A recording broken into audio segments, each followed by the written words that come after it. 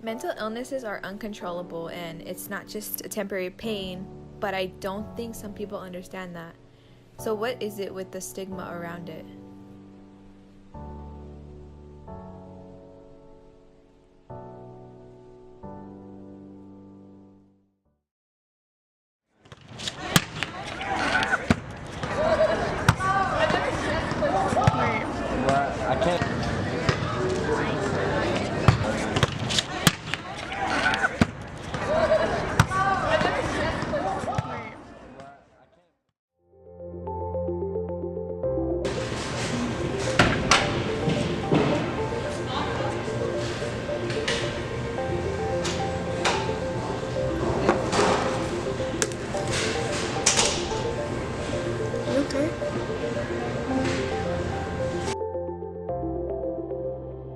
First question is, what is your name and profession? Sarah Edmond, and I am a DNP, which is a Doctor of Nursing Practice, and I have a certification in both family practice and psych. Wow. Yes. Fancy.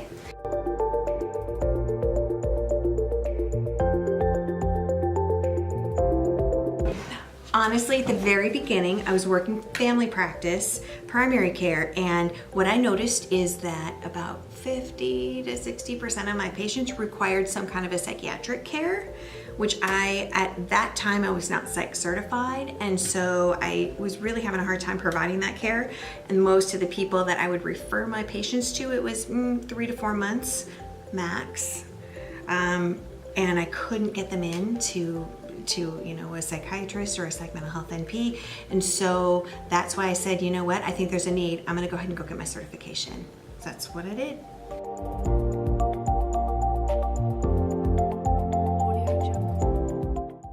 You know, that's a good question. I think number one, people are not educated. Garden variety public, right? I don't think they're educated on really that the brain is an organ, just like the pancreas is. Somebody might need insulin because they're diabetic. Maybe somebody needs some medications because there's, a brain malfunction that we need to figure out and treat. And most of these things are treatable. I also think that, especially in our area, downtown Phoenix, probably with many other metro areas as well, that there's a substance abuse problem, and many substances will mimic what a psychosis is.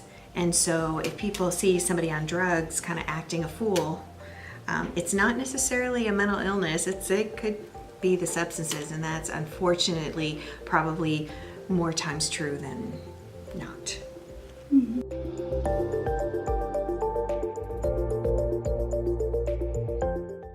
The consequences of assuming it will go away or not getting help if you're fearful that you have a mental illness or you think that might be something going on. Am I correct? Mm-hmm. Okay. So, especially young people, if there's any way that we could get it diagnosed and get our arms around it and figure it out, get it treated, there's absolutely data that shows that you will have a less severe illness as you age, as you get older. We created this group to create awareness for those who suffer from a mental illness and the stigma surrounding it, causing them to feel negative about themselves. 1 in 5 young people suffer from a mental illness, which is 20% of our population. You might feel a little stressed because you don't want to act certain ways, but you really don't have a choice. It's just brain chemicals in your mind that are chemicals in your brain that are saying hey, do this or act this way, and then you have no option. So how does mental illness affect the students in your class?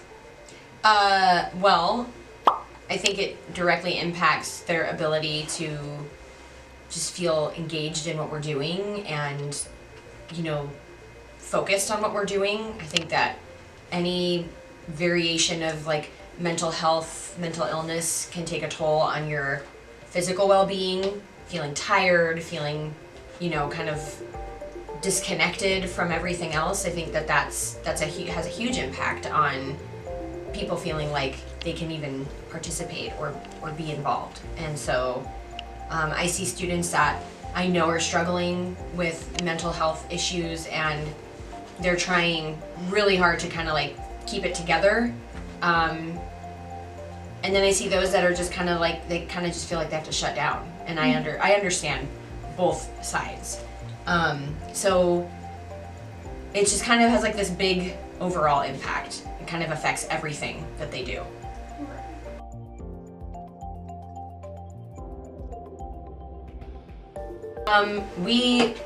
We talk about it in a variety of contexts. I don't know that we sit down and say, okay, let's talk about mental illness.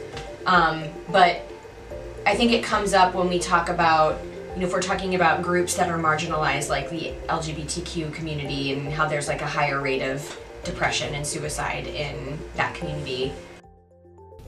People who cause the stigma, parents or classmates that are unaware of how having a mental illness actually is.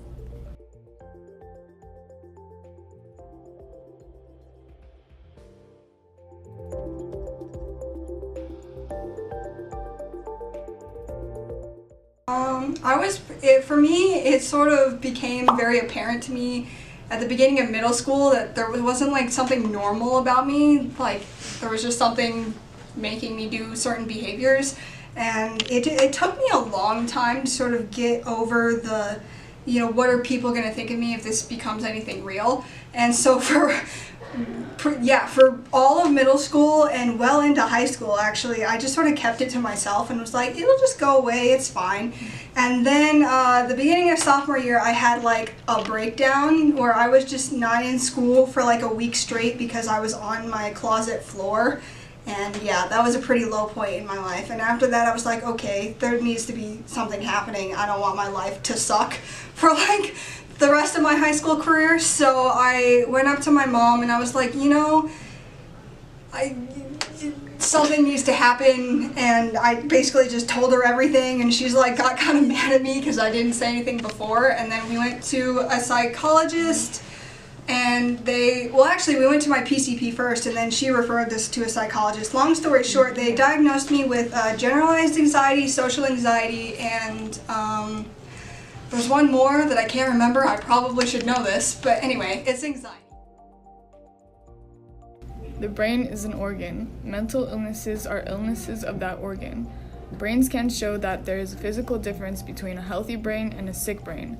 Telling someone, you're not really sick, it's all in your head, is like telling someone with asthma, it's not real, it's all in your lungs. The brain is an organ that can malfunction as much as any other organ.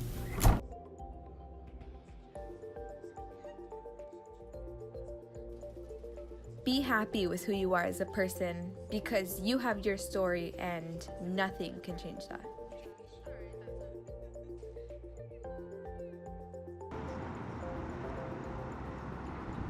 We are P.A.S.S, also known as People Against Surrounding Stigma.